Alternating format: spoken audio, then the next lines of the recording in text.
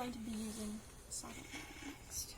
Now, with the soldering iron, you want to be very careful because all this exposed metal gets very, very hot.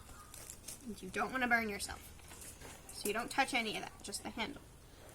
So you take your wire that you want to solder, you take your solder, and you touch the end to make sure that it's able to solder.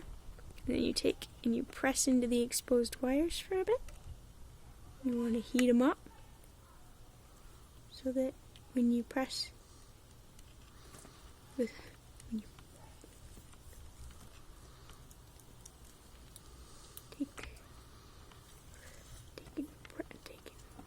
press so that when you take your solder and you see, that's why you don't touch it. You want to make sure to touch the solder to the exposed wires when they heat up enough, not to the soldering iron, because if you touch them to the soldering iron, then they won't adhere to the wire. Then if you don't get the ends all the way, you press on this side. Got it? That's how you tin the end of the wire.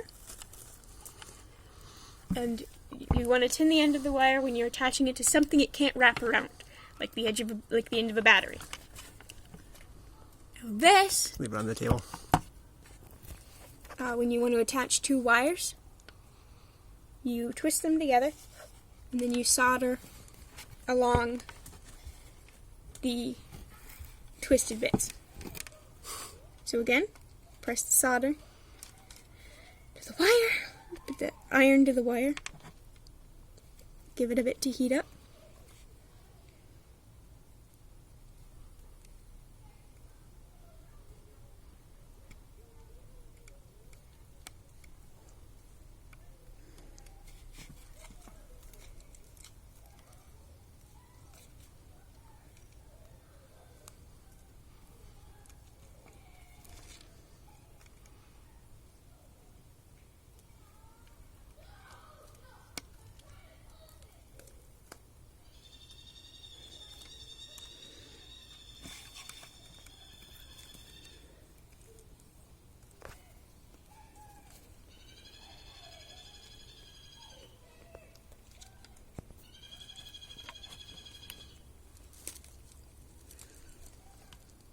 You want to make sure to get solder all across the wires so that